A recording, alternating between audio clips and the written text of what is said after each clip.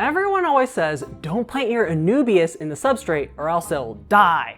But I really want an Anubias ground cover in my aquarium, and here's how I did it. Hi, my name's Irene with girltalksfish, here with practical tips for busy fish keepers like you.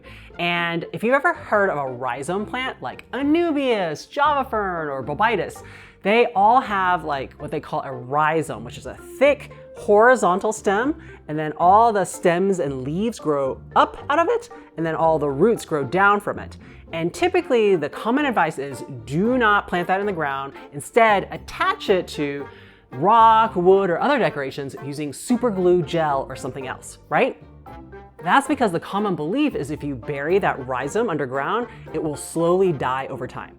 And I'm not sure exactly why that is. Like, the research I've done says maybe it's because the rhizome really needs water flow or lots of oxygen, or maybe it needs to photosynthesize. Either way, I have successfully grown rhizome plants like Anubias in the ground, and I'm gonna show you how. So method number one is if you have a bigger Anubias that has nice, long, healthy roots, what I do is I take my fingers or a tweezer and I shove the Anubias rhizome and roots deep into the substrate, as deep as possible. And then I slowly pull the plant up so that just the rhizome is sitting on top of the gravel, but all the roots are still within the gravel. And then over time, the roots are going to tightly grow around the pieces of gravel so that the Anubias is anchored in place. But if you find that the Anubias, at least at first, keeps floating away, or your fish are knocking into it, you can use like a plant weight or something to keep it in place until the roots get more established. But what if you want to plant an Anubias plant that has really tiny roots and refuses to stay put? So that's where method number two is kind of this DIY trick that I thought of, and it totally works. You see, many years ago, I bought a small clump of Anubias Nana Petite for my 5-gallon betta tank. And over the years, it's just like grown and grown and grown. And finally, I didn't have a place to put them. And I thought, what if I put them in my 20-gallon tank, but in the ground? But what do I do about the tiny roots? They're not gonna stay in place, right? Step one, I bought a cheap bag of river rock from my local hardware store like Home Depot. And then I picked out the smallest stones to rinse with water. Step two is I ordered some super glue gel, which I like better than normal super glue because it's not as runny, and then some super glue accelerant. You don't need the accelerant per se, but I've got a lot of Anubias, so I didn't want to be here all night. And the good news is the super glue gel and the accelerant are both completely aquarium safe. Just make sure you're working in a well-ventilated area.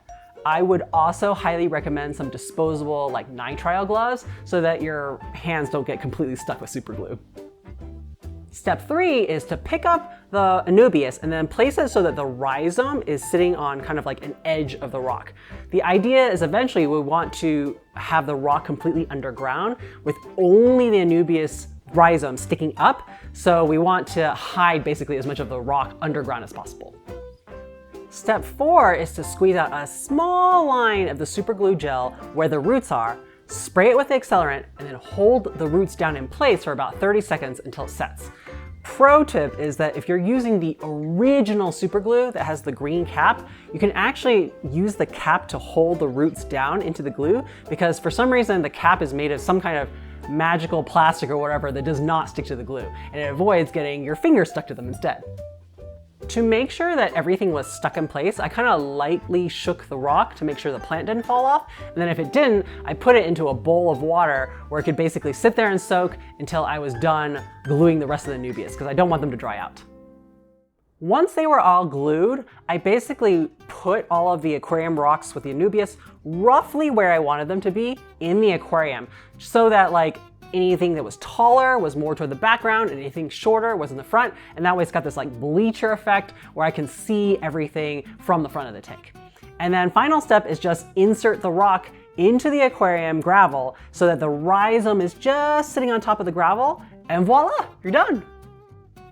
So this is my Anubias Nana Petite carpet. And as you can see, they're doing pretty well. Like, I see a lot of new leaf growth here and there, so I can't wait until it completely grows in and fills out.